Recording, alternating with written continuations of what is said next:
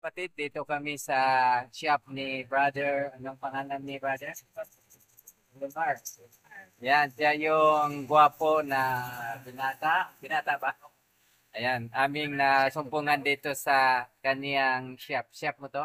Sarili? Kuya ko. Sa kuya niya. Kuya, sa Ayan, East ilang taon Academy. na si brother Elimar? Sinuebe po. Batang-bata, 19 years old. So, Teenager pa lang.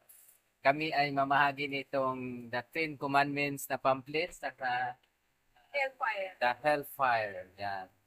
Yan po, bago po kami manalangin, magbabasa muna kami ng isang verse. Okay lang sa'yo?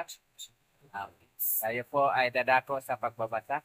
Dako si Brother Limar kasi malinaw ang kanyang mata. Sige, Brother Limar, pakibasa. Roma 13:11 hanggang 14. Matarte 11 na nga.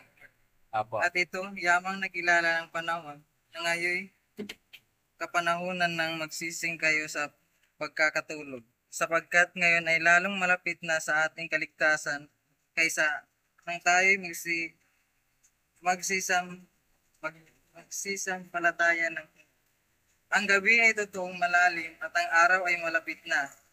Iwaksi ang at iwaksingan natin ang mga gawa ng kadiliman at ating isakpat ang mga sandalan at silakal tayo kaya ng araw ng mga katagawan at paglalasing.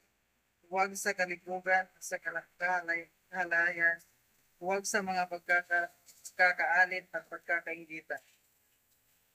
Kundi bugod isagpat ninyo ang Panginoong Kristo sa huwag ninyong paglaanan ng mga upang masunod ang mga kahalayan noon. Dak, ang tanto. Okay. Thank you, Brother Elimar. Malinaw po ang sinasabi ng Biblia na binasa ni Brother Elimar na malapit na ang pagparito ng ating Panginoong Hesus at tayo'y magsigising sa ating pagkatulog. Anong yung pagkatulog na binabanggit dito sa banal na kasulatan? Ang pagkatulog ng ating pananampalataya sa ating Panginoon. Kaya, ang nais po ng Panginoon, tayo ay laging handa sa kanyang pagparito. At sinabi din niya, Brother Lemar, na kung gaano kalapit ang pagparito ng Panginoon noong unang panahon na sinabi ng unang mga tao, ay mas malapit ngayon dahil ngayon tayo nasa huling mga araw. Kaya, ang advice po ng banal na kasulatan, layuan natin ang mga gawa ng laman. Ano yung mga gawa ng laman, Brother Lemar, na binanggit sa binasa mo? Paglalasing. Paglalasing, pagkainggitan, at mga kahilayan, at ano pa? Kalibugan. So, yun ang mga salita na paalala ng Diyos sa atin. Na tayo ay magiging malinis lagi araw-araw, malayo sa mga kasalanan, at tayo ay handa sa pagpaparito ng Diyos. Diba, dahil Lamar ba ay handa ng pagparito ng ating Panginoon? Opo, handa na po. Handa na po. Amen. Praise the Lord. Kaya tayo po ay dadako sa panalangin. Sige. Panginoon naming Diyos, mapangyarihan po kayo sa lahat. Salamat po na kami nakadalaw dito sa shop ni Brother Lamar sa kuya niya. Mang Banal, amin pong pinasalamatan ng inyo pong mensahe na amin pong naibahagi sa kanya ngayong oras na ito. Amang Banal, ang aming dalangin, si Brother Lamar ay patuloy siya proteksyonan sa mga kapamakan ng buhay tulad po ng mga disgrasya at iba pa.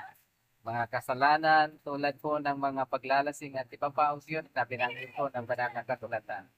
Aming dalangin na handa po siya lagi sa pagbalik ng aming Panginoon Jesus. Gayon din ang kanya pong sambahayan, mga kapatid niya, at gayon din ang kanyang mga magulang. Mang Banal, kayo po ang may-ari ng buhay. Ilayo po siya sa mga sakit. Ilayo rin po siya sa mga problema. Ilayo rin po siya sa anumang pong mga pahamak ng buhay. Gayon din naman, O Diyos, kung siya may makaranas ng mga pagsubok sa buhay, tulungan po siya na malagpasan at maging matatag po siyang labanan kung ano man itong mga problema na dumarating sa kanya. Gayon din sa buong pamilya nila, O Diyos.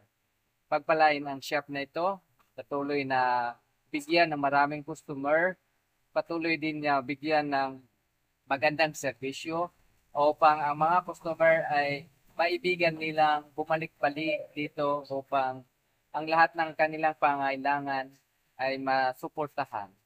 O Diyos, karunungan, patuloy pagkaloob din kay brother upang makapaglingkod siya ng ayos at tama sa kanila pong mga customers. Ito po ang aming dalangin, o Diyos, sa pangalan ng Panginoon Jesus. Amen. Thank you, Brother Lemar. Welcome muli. Ayan, dito lang po kami. Aalis na po kami, mga kapatid. Bye-bye.